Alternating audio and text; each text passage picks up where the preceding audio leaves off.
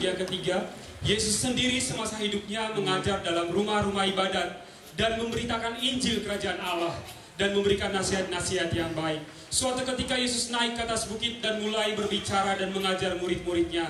Demikianlah khotbah Yesus di atas bukit mengenai ucapan bahagia. Kita dengarkan liturgi yang ketiga. Matius 5 ayat 3, firman Tuhan berkata, khotbah di bukit, ucapan bahagia. Berbahagialah orang yang miskin di hadapan Allah, karena merekalah yang punya kerajaan surga. Haleluya. Matius 5 ayat 4. Berbahagialah orang yang berduka cita, karena mereka akan dihibur.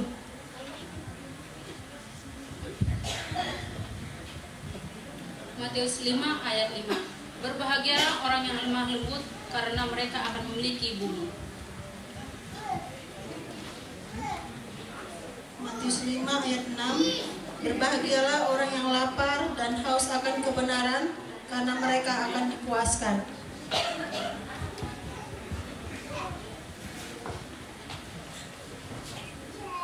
Matius 5 ayat 7. Berbahagialah orang yang murah hatinya, karena mereka akan beroleh kemurahan.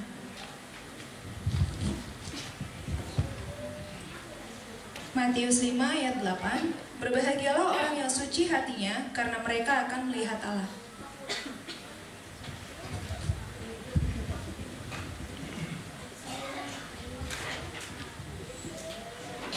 Matius 5 ayat 9. Berbahagialah orang yang membawa damai, karena mereka akan disebut anak-anak Allah. Matius 5 ayat 10. Berbahagialah orang yang diniaya oleh sebab kebenaran, karena merekalah yang mempunyai kerajaan surga. Matius 5 ayat 11 sampai 12. Berbahagialah kamu jika karena aku kamu dicela dan dianiaya, dan kepadamu difitnahkan segala yang jahat.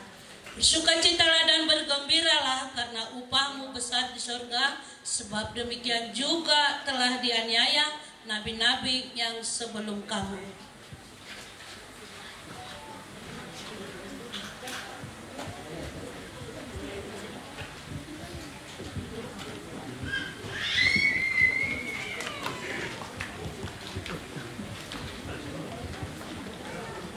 Puji Tuhan. Matius 7 ayat 12. Liturgi keempat, kita mendengarkan ajaran-ajaran Tuhan Yesus lainnya ketika berada di atas bukit dan bagaimana mengikuti Yesus. Kita dengarkan liturgi yang keempat. Matius 7 ayat 12. Segala sesuatu yang kamu kehendaki supaya orang berbuat kepadamu, berbuatlah demikian juga kepada mereka. Itulah isi seluruh hukum Taurat dan kitab para nabi. Matius 7 ayat 13 dan 14. Masuklah melalui pintu yang sesak itu, karena lebarlah pintu dan luaslah jalan yang menuju kepada kebinasaan, dan banyak orang yang masuk melaluinya.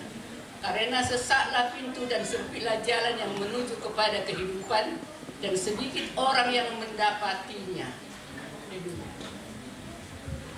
Matius 7 ayat 24 dan 25. Setiap orang yang mendengar perkataanku ini dan melakukannya, ia sama dengan orang yang bijaksana yang mendirikan rumahnya di atas batu. Kemudian turunlah hujan dan datanglah banjir, lalu angin melanda rumah itu, tetapi rumah itu tidak rubuh sebab didirikan di atas batu. Matius 7 ayat 26 sampai 27. Tetapi setiap orang yang mendengar perkataanku ini dan tidak melakukannya, ia sama dengan orang yang bodoh yang mendirikan rumahnya di atas pasir. Kemudian turunlah hujan dan datanglah banjir, lalu angin melanda rumah itu, sehingga rubuhlah rumah itu dan hebatlah kerusakannya. Matius 10 ayat 37. Barang siapa mengasihi bapa atau ibunya lebih daripadaku, ia tidak layak bagiku. Dan barang siapa mengasihi anaknya laki-laki atau perempuan lebih daripadaku, ia tidak layak bagiku. Matius 10 ayat 38 sampai 39. Barang siapa tidak memikul salibnya dan mengikut aku, ia tidak layak bagiku. Barang siapa mempertahankan nyawanya, ia akan kehilangan nyawanya.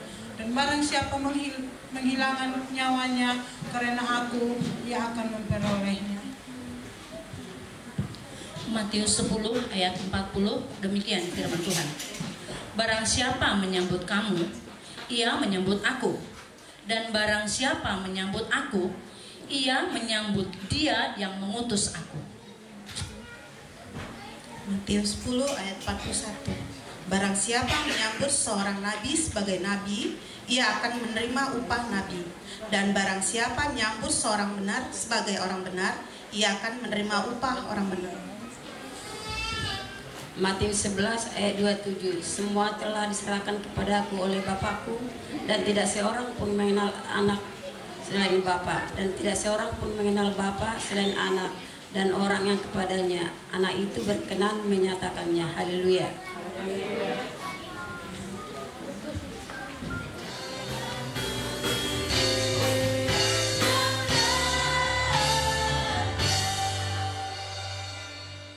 Dalam 1 Yohanes 4 ayat 7 dikatakan, saudara-saudaraku yang kekasih, marilah kita saling mengasihi, sebab kasih itu berasal dari Allah, dan setiap orang yang mengasihi lahir dari Allah dan mengenal Allah. Kita dengarkan liturgi yang kelima mengenai kasih.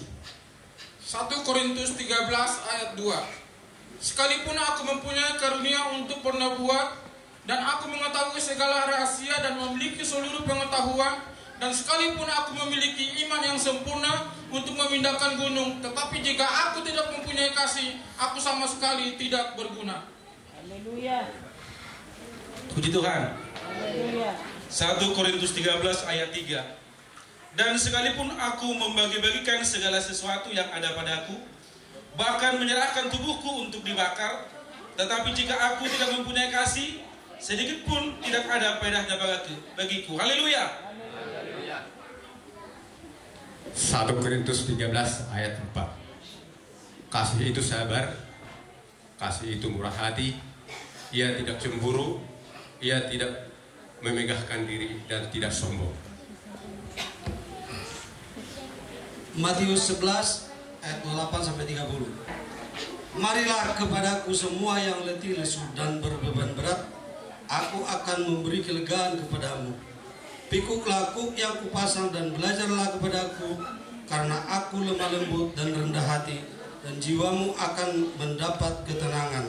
Sebab kuk yang kupasang itu enak dan bebanku pun ringan. Haleluya.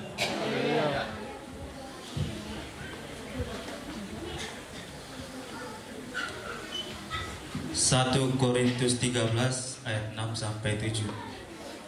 Ia tidak bersukacita karena ketidakadilan, tetapi ia bersukacita karena kebenaran. Ia menutupi segala sesuatu, percaya segala sesuatu, mengharapkan segala sesuatu, sabar menanggung segala sesuatu. 1 Korintus 13 ayat 8 dan 9. Kasih tidak berkesudahan, nubuat akan berakhir, bahasa roh akan berhenti, pengetahuan akan lenyap, sebab pengetahuan kita tidak lengkap dan nubuat kita tidak sempurna. Puji Tuhan. 1 Korintus 13 ayat yang 10 sampai 11. Tetapi jika yang sempurna tiba, maka yang tidak sempurna itu akan lenyap. Ketika aku kanak-kanak, aku berkata seperti kanak-kanak. Aku berpikir seperti kanak-kanak. Sekarang sesudah aku menjadi dewasa, aku meninggalkan sifat kanak-kanak itu. Haleluya. 1 Korintus 13 ayat 12. Karena sekarang kita melihat dalam cermin suatu gambaran yang samar-samar. Tetapi nanti kita akan melihat muka dengan muka. Sekarang aku hanya mengenal dengan tidak sempurna. Tetapi nanti aku akan mengenal dengan sempurna, seperti aku sendiri dikenal. 1 Korintus 13 ayat 13. Demikianlah tinggal ketiga hal ini, yaitu iman, pengharapan, dan kasih. Dan yang paling besar diantaranya ialah kasih. Puji Tuhan. Haleluya.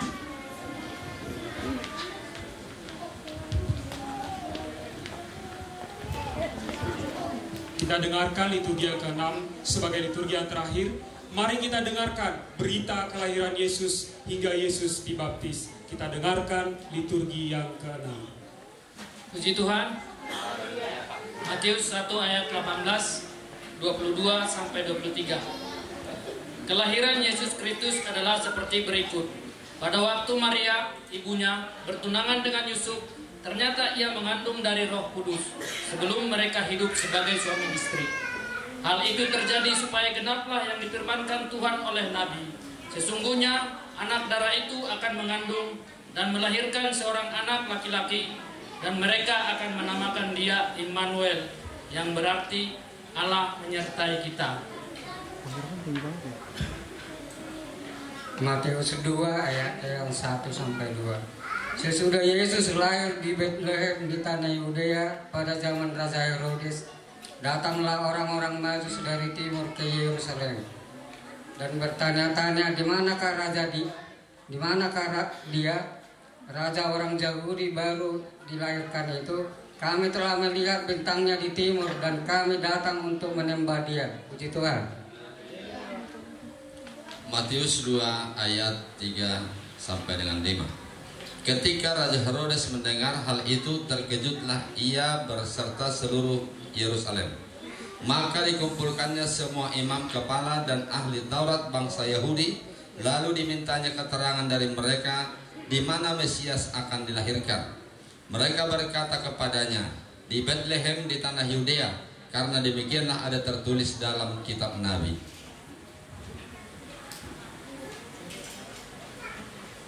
Matius 2 ayat 7 sampai 8. Lalu dengan diam-diam Herodes memanggil orang-orang Majus itu dan dengan teliti bertanya kepada mereka bila mana bintang itu nampak. Kemudian ia menyuruh mereka ke Betlehem, katanya, pergilah dan selidikilah dengan seksama hal-hal mengenai anak itu, dan segera sesudah kamu menemukan dia, kabarkanlah kepadaku supaya aku pun datang menyembah dia. Puji Tuhan. Matius 2 ayat 9 sampai 10. Setelah mendengar kata-kata raja itu, berangkatlah mereka, dan lihatlah bintang yang mereka lihat di timur itu mendahului mereka hingga tiba dan berhenti di atas tempat di mana anak itu berada. Ketika mereka melihat bintang itu, sangat bersukacita mereka. Puji Tuhan. Matius 2 ayat 11, demikianlah firman Tuhan. Maka masuklah mereka ke dalam rumah itu dan melihat anak itu bersama Maria, ibunya, lalu sujud menyembah dia. Mereka pun membuka tempat harta bendanya dan mempersembahkannya persembahan kepadanya, yaitu emas, menyan, dan mur. Matius 3 ayat 13 sampai 14. Maka datanglah Yesus dari Galilea ke Yordan kepada Yohanes untuk dibaptis olehnya. Tetapi Yohanes mencegah dia, katanya, akulah yang perlu dibaptis olehmu, dan engkau yang akan datang kepadaku. Matius 3 ayat 15. Lalu Yesus menjawab, katanya kepadanya, biarlah hal itu terjadi, karena demikianlah sepatutnya kita menggenapkan seluruh kehendak Allah. Dan Yohanes pun menurutinya. Matius 3 ayat 16 sampai dengan 17, demikian firman Tuhan. Sesudah dibaptis, Yesus segera keluar dari air, dan pada waktu itu juga langit terbuka, dan ia melihat Roh Allah seperti burung merpati turun ke atasnya. Lalu terdengarlah suara dari surga yang mengatakan, inilah anakku yang kukasihi, kepadanya aku berkenan. Matius 12 ayat 18 sampai 19. Lihatlah, itu hambaku yang kupilih, yang kukasihi, yang kepadanya jiwaku berkenan. Aku akan menaruh rohku ke atasnya, dan ia akan memaklumkan hukum kepada bangsa-bangsa. Puji Tuhan. Haleluya.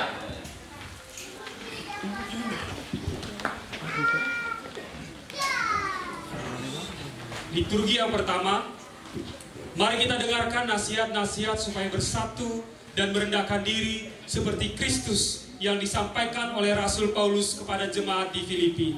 Kita dengarkan liturgi yang pertama. Puji Tuhan. Firman Tuhan dalam Filipi 2 ayat 1 dan 2.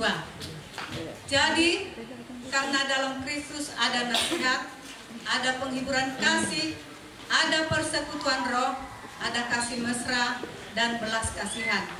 Karena itu, sempurnakanlah sukacitaku dengan ini. Hendaklah kamu sehati sepikir dalam satu kasih, satu jiwa, satu tujuan. Haleluya. Dengan tidak mencari kepentingan sendiri atau puji-pujian yang sia-sia. Sebaliknya hendaklah dengan rendah hati yang seorang menganggap yang lain lebih utama daripada dirinya sendiri. Dan janganlah tiap-tiap orang hanya memperhatikan kepentingannya sendiri, tetapi kepentingan orang lain juga. Filipi 2 ayat 5. Hendaklah kamu dalam hidupmu bersama menaruh pikiran dan perasaan yang terdapat juga dalam Kristus Yesus. Filipi 2 ayat 6. Yang walaupun dalam rupa Allah tidak menganggap kesejahteraan dengan Allah itu sebagai milik yang harus dipertahankan.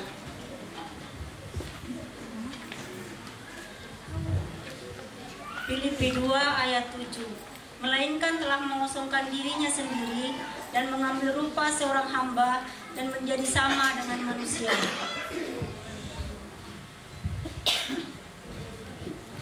Filipi 2 ayat 9, demikian firman Tuhan. Itulah sebabnya Allah sangat meninggikan dia dan mengaruniakan kepadanya nama di atas segala nama.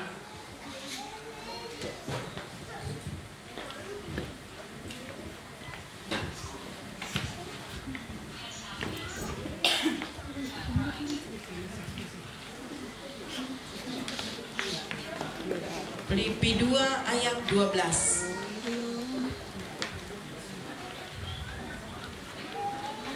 Kita dengarkan liturgi yang kedua. Sebagai jemaat Tuhan, kita diminta untuk tetap taat dan setia dan mengerjakan keselamatan yang telah kita peroleh dalam Kristus Yesus Tuhan kita. Mari kita dengarkan liturgi yang kedua. Filipi 2 ayat 12. Hai saudara-saudaraku yang kekasih, kamu senantiasa taat. Karena itu tetaplah kerjakan keselamatanmu dengan takut dan gentar. Bukan saja seperti waktu aku masih hadir, tetapi terlebih pula sekarang waktu aku tidak hadir. Filipi 2 ayat 13 sampai 14. Demikianlah firman Tuhan. Karena Allah lah yang mengerjakan di dalam kamu baik kemauan maupun pekerjaan menurut kerelaannya. Lakukanlah segala sesuatu yang tidak bersungut-sungut dan berbantah-bantah. Filipi 2 ayat 15.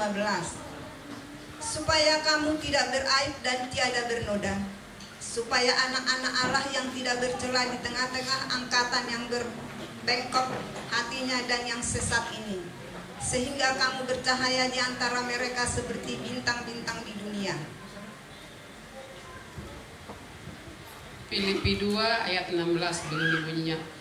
Sambil berpegang pada firman kehidupan, agar aku dapat berpegang pada hari Kristus, bahwa aku tidak percuma berlomba dan tidak percuma bersusah-susah.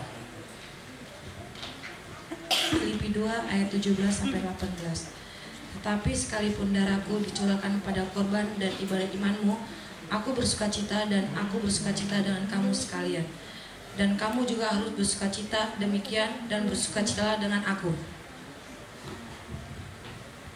Filipi 4 ayat 4 sampai 5. Bersukacitalah senantiasa dalam Tuhan. Sekali lagi kukatakan, bersukacitalah. Hendaklah kebaikan hatimu diketahui semua orang, Tuhan sudah dekat. Filipi 6 ayat 7. Janganlah hendaklah kamu khawatir tentang apapun juga, tetapi nyatakanlah dalam segala hal keinginan kepada Allah dalam doa dan permohonan dengan ucapan syukur.